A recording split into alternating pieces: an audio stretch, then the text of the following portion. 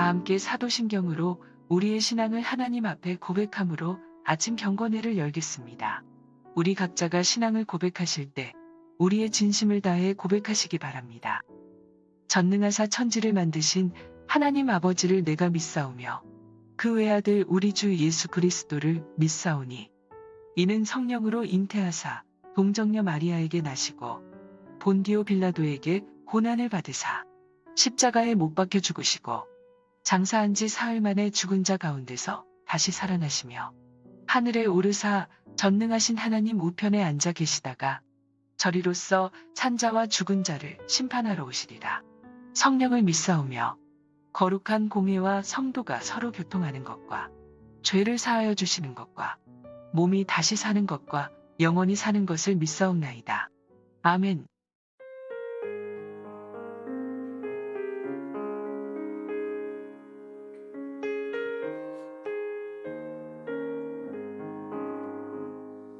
슬픈 마음 있는 사람 예수 이름 믿으며 영원토록 변함없는 기쁜 마음 얻으리. 예수의 이름은 세상의 소망이요 예수의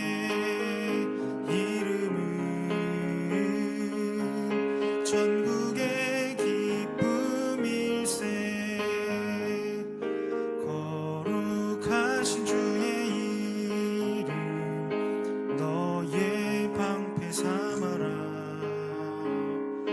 환난 시험 당할 때에 주께 기도드려라. 예수의 이름은 세상의 소망이요 예수의 이름은 천국의 기쁨일세. 존귀하신 주의 이름 우리 기쁨 되도다. 주의 품에 안길 때에 기뻐 찬송 부르리. 예수의 이름은 세상의 소망이요 예수의 이름은 천국의 기쁨일세. 우리 갈 길 나간 후에 보좌 앞에 나가 왕의 왕께 경배하며 멸류관을 드리리. 예수의 이름은 세상의 소망이요 예수의 이름은 천국의 기쁨일세.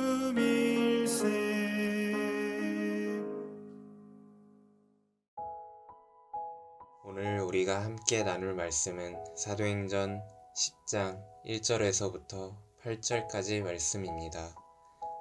가이사랴에 고넬료라 하는 사람이 있으니 이달리아 부데라 하는 군대의 백부장이라.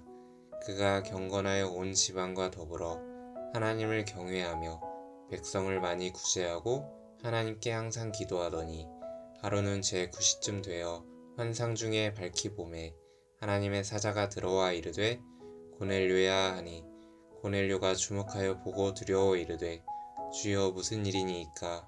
천사가 이르되 내 기도와 구제가 하나님 앞에 상달되어 기억하신 바가 되었으니 내가 지금 사람들을 욥바에 보내어 베드로라 하는 시몬을 청하라.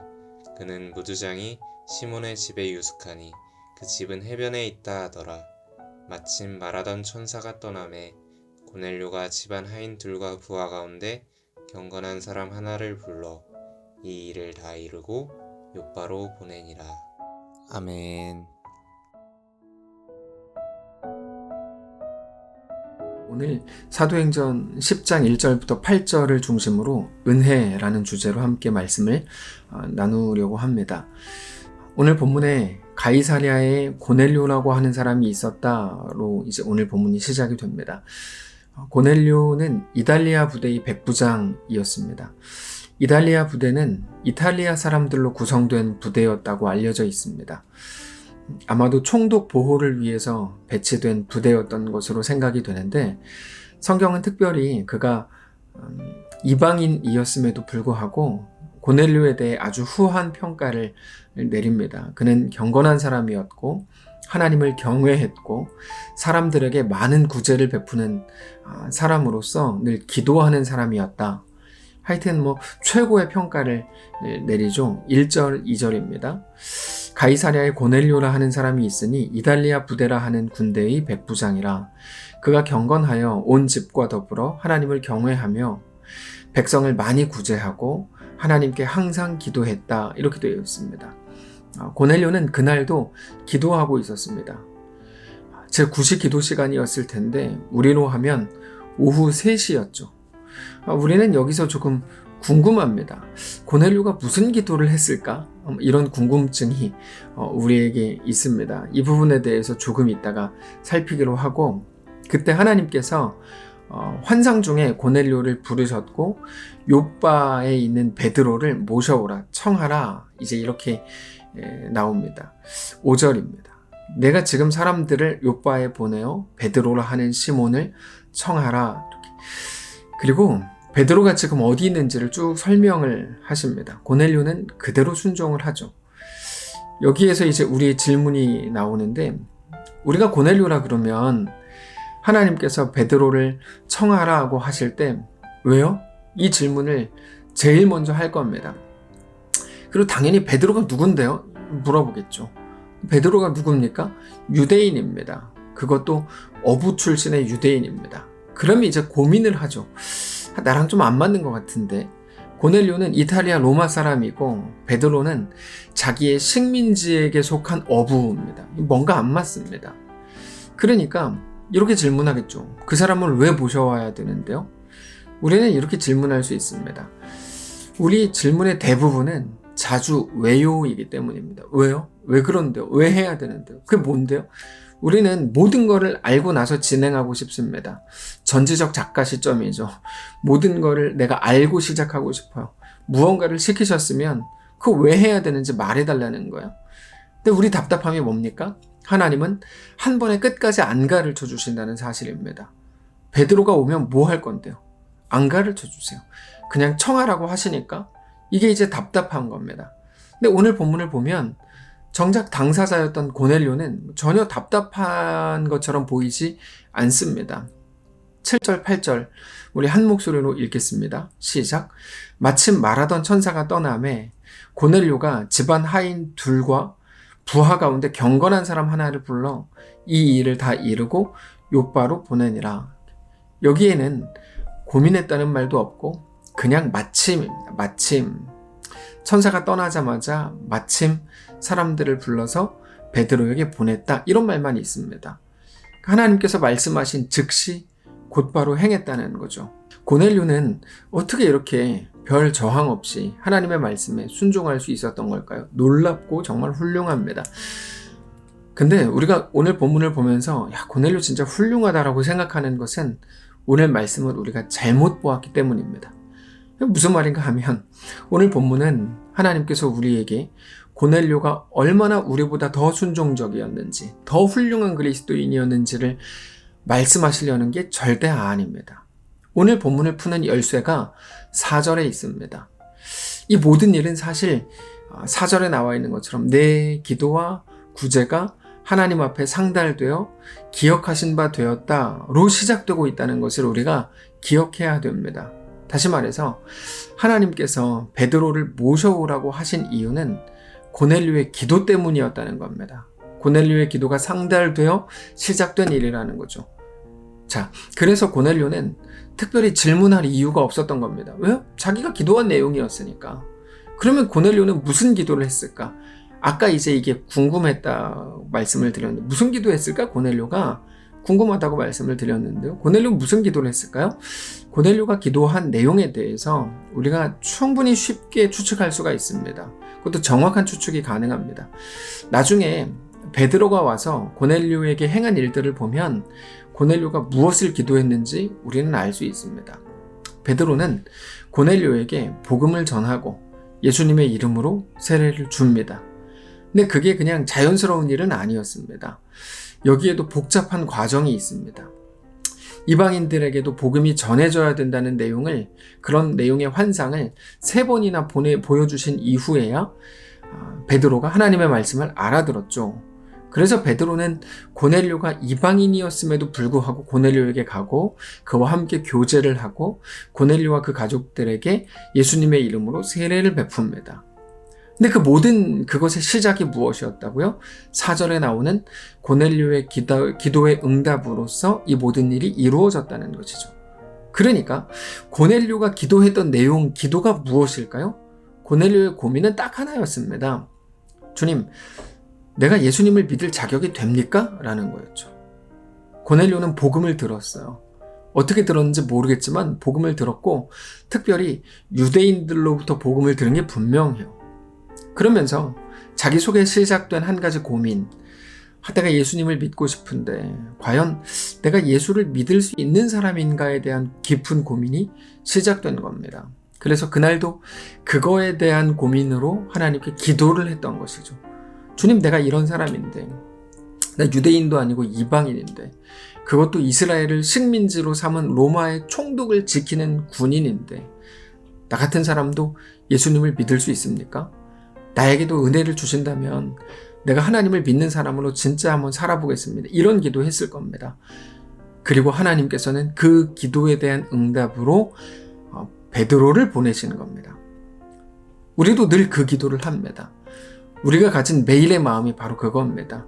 주님, 나 같은 사람도 하나님이 사랑하시나요? 나 같은 사람에게도 하나님의 은혜가 임할 수 있나요? 그거는 하나님에 대한 의심 때문에 나오는 기도가 아니고 자기 자신의 연약함과 부족함과 죄성을 너무 잘 알기 때문에 하나님의 완전하신 사랑을 알면서도 자연스럽게 가지게 되는 불안함이라고 할 수 있을 것입니다. 은혜를 당연한 것으로 여긴다면 그것은 그가 은혜를 은혜라고 여기지 않고 내가 행한 일에 대한 보상, 마땅히 내가 받아 마땅한 보상이라고 여기고 있다는 증거일 것입니다. 그러나 자주 말씀드리지만 잘한 사람에게 주는 것을 은혜라고 부르지 않습니다. 그거는 상, 보상이라고 부릅니다. 근데 하나님은 우리에게 보상을 주시는 분이 아니라 은혜를 주시는 분입니다. 왜요? 보상할 게 없거든요. 우리는 상 받을 게 없습니다. 그럼에도 하나님은 받을 자격이 없는 우리에게 은혜를 주시죠. 예를 들면 이겁니다. 예수를 믿으면 구원을 얻는다고요? 맞는 말입니다. 그러나 그것은 틀린 말이기도 합니다. 왜요? 예수 믿은 것이 우리의 조건이 되어서 내가 예수를 믿었기 때문에 나는 마땅히 구원받는 자가 되는 것이라고 생각한다면 그것은 은혜가 아니라 보상이라는 말인데 그러므로 그것은 틀린 말이 됩니다. 예수를 믿는 것은 구원의 조건이 아니라 하나님의 은혜의 핵심인 것이죠. 은혜의 본질이고 우리가 얻은 가장 큰 선물이 바로 믿음인 것입니다. 열왕기하 5장에 보면 나아만이 나옵니다. 나아만은 단지 병을 고치고 싶은 마음으로 엘리사에게 갑니다. 그리고 우여곡절 끝에 병 고침을 받습니다. 그리고 나서 그때부터 오직 하나님만 나의 구원자이신 것을 믿겠다고 그렇게 이제 결정을 하고 다짐을 합니다. 근데 거기에 한 가지를 덧붙입니다. 내가 아람 왕의 신하이기 때문에 왕이 섬기는 림몬의 신당에 들어가서 고개를 숙이는 일이 피치 못하게 있을 겁니다. 근데 그게 내 진심은 아닙니다. 나는 마음속으로 정말 여호와 하나님만 나의 구원자요 신이신 것을 믿습니다. 근데 내가 어쩔 수 없이 그 산당에 들어가가지고 그 신당에서 고개를 숙일 수 있는데 그때 나를 용서해 주십시오. 이렇게 말합니다. 확인을 합시다. 열왕기하 5장 18절입니다. 함께 읽겠습니다. 시작. 오직 한 가지 일이 있사오니 여호와께서 당신의 종을 용서하시기를 원하나이다. 곧 내 주인께서 림몬의 신당에 들어가 거기서 경배하며 그가 내 손을 의지하심에 내가 림몬의 신당에서 몸을 굽히오니 내가 림몬의 신당에서 몸을 굽힐 때 여호와께서 이 일에 대하여 당신의 종을 용서하시기를 원하나이다. 그럴듯한 고백이죠. 어쩔 수 없는 일입니다 라고 말하면서 그런데 나를 이해해 주시고 용서해 주시기를 원합니다. 근데 이건 이런 말이기도 합니다. 내가 이런 사람이 나를 구원하십니까? 내가 구원받을 수 있습니까? 이런 말이기도 하죠. 그때 엘리사는 이렇게 말합니다. 걱정하지 말고 평안히 돌아가라. 자, 네 마음대로 해도 된다라는 말일까요? 어차피 너는 믿는 사람이 됐으니 아무래도 좋다라는 말일까요? 그렇지 않습니다. 하나님은 우리 모든 연약함을 아신다는 말입니다. 특별히 우리를 구원하신 그 자리가 우리가 완벽해진 자리, 쓸모있게 된 순간을 기다렸다가 구원하신 게 아니라 우리가 여전히 연약한 자리, 죄인 된 자리, 하나님과 원수된 자리, 막막한 그 자리였다는 것을 아시기 때문입니다. 사랑하는 성도 여러분, 우리가 마찬가지입니다. 우리가 예수를 믿어서 구원받은 게 아닙니다. 하나님이 예수님을 믿게 해주셔서 구원을 받은 겁니다. 우리가 회개해서 구원받은 거 아닙니다. 하나님이 죄를 깨닫게 하셨고 회개하게 하셨기 때문에 구원을 받은 겁니다. 그러므로 성도 여러분, 오늘 우리의 연약함, 오늘 우리의 막막함, 오늘 우리의 죄성에 대해서도 똑같습니다. 절망할 일이 아니라 다만 정직히 고백하고 하나님의 은혜를 구해야 할 뿐이라는 것을 기억하시기 바랍니다. 하나님께서는 그때 우리의 기도를 들으실 겁니다. 우리를 용서하실 겁니다. 우리를 자녀 삼으실 겁니다. 고넬료에게 임한 하나님의 이 놀라운 응답과 함께 하심의 역사가 오늘 우리의 삶에 가득 임하게 되시기를 진심으로 축복합니다. 기도하겠습니다. 하나님, 오늘 우리에게 허락된 하나님의 은혜는 얼마나 큰 것인지 우리의 매일의 답답함, 매일의 고민, 매일의 한계 속에서 우리는 오늘도 허우적댑니다. 매일매일 아슬아슬한 삶을 살아갑니다. 그러나 주님, 그때에도 우리를 붙드시고 하나님이 우리를 구원하신 그 자리, 우리의 연약한 자리, 우리의 죄로 가득한 그 순간이었음을 기억하게 하셔서 여전히 연약함 속에 있는 우리도 하나님의 은혜 속에 거할 수 있는 것임을 깨닫고 그 믿음으로 넉넉하고 평안한 오늘의 삶을 살아가게 하옵소서. 하나님 우리와 함께 하셔서 우리를 여전히 세밀한 손으로 붙드시는 놀라운 모습을 우리가 믿음으로 바라보게 하시고 그렇게 어떤 상황에서도 주님으로 인하여 진정한 평안을 소유하는 모든 성도들 될 수 있도록 인도하옵소서.